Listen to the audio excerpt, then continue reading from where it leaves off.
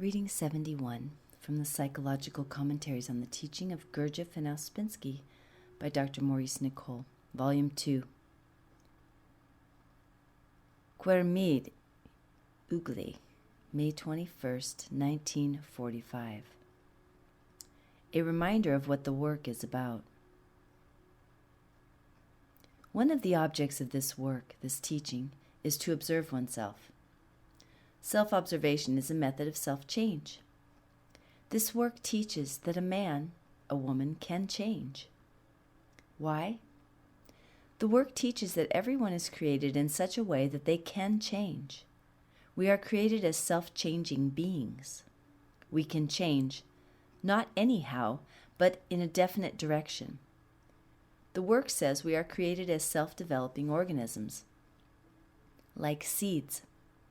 A seed can remain a seed, but it is a self-developing organism. Can we understand this? Is it clear? Is a seed capable of some definite development? This work, the Gospels, and all esoteric teaching is older than history. How then can we put ourselves in the right conditions in order to change? A seed must be planted to develop and have the right food, air, and light. So it is with us. If we become planted in the ground of esoteric teaching. This is not a fanciful idea. It is not an idealistic idea. It is not a pious idea. It is not a sentimental idea. It is a fact.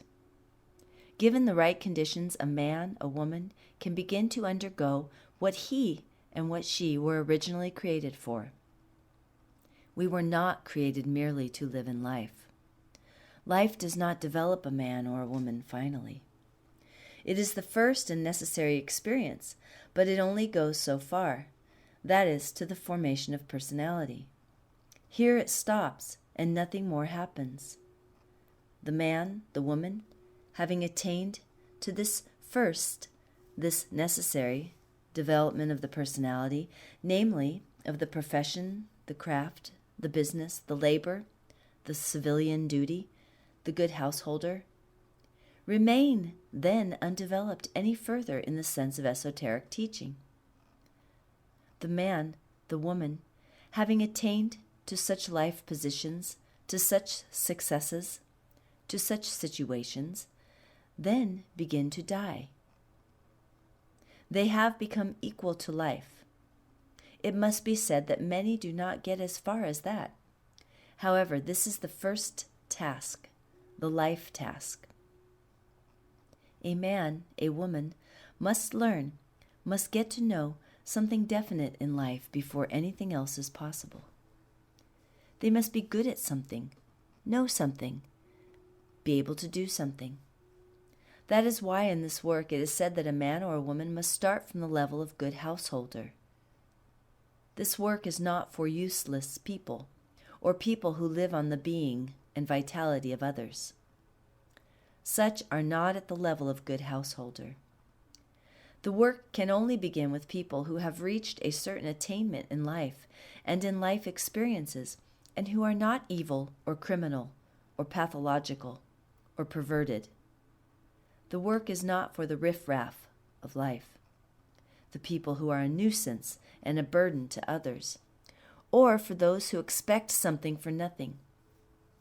It is for responsible people, for people who understand the difference between chaos and order, and see clearly that certain things must be done, however they feel personally. There is a work definition of good householder in the supreme sense of this stage, namely a person who does what is necessary in life but does not believe in life. This is a curious phrase and is worth reflecting upon all one's life. For many good householders believe in life and believe that sooner or later life will become much better than it is now. They believe in progress in spite of things as they are. But this impulse, this idea, really is one that takes a wrong and outward direction. Progress is possible, and here esoteric teaching, this second education, comes in. a man, a woman, can progress in themselves.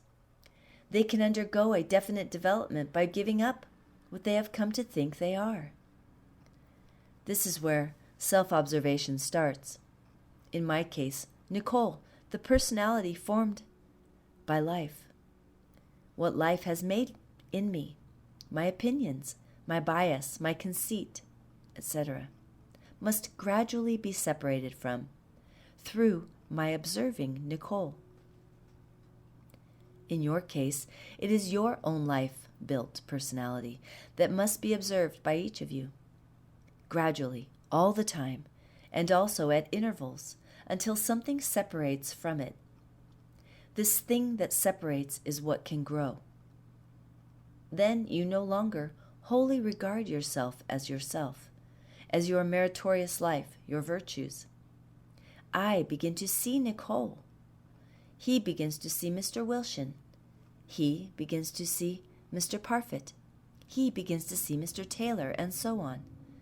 That is, we begin to see what is not us, what life has built up in us, what we have hitherto solely taken as ourselves.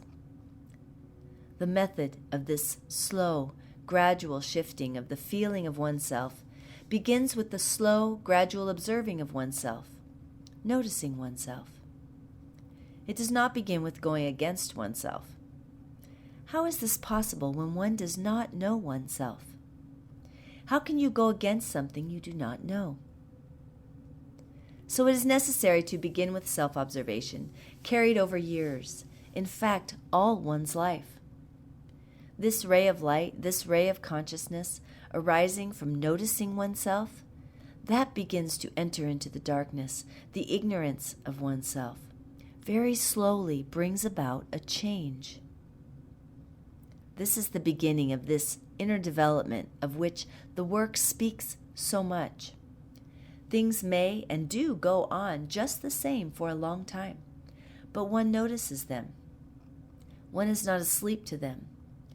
If they are observed often, continually, at intervals, they slowly begin to alter. You cannot alter yourself directly.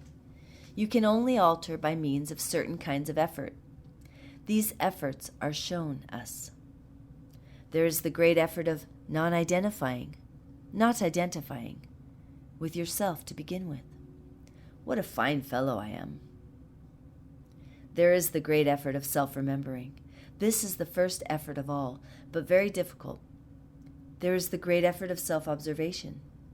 There is the great and continual effort of living more consciously towards yourself, towards others in the work, and towards the work itself. All this increases consciousness. Things alter by your becoming more conscious, more aware of them, by observation, by noticing without criticism, by gradual separation from them. Do you realize that to observe oneself and then criticize oneself at once is useless? Now, if a person asks, how does one alter? Or what does one alter into? The answer is that everyone has something which they can become if they practice the work, and which they are destined to be. This is perfecting oneself, a phrase in the Gospels.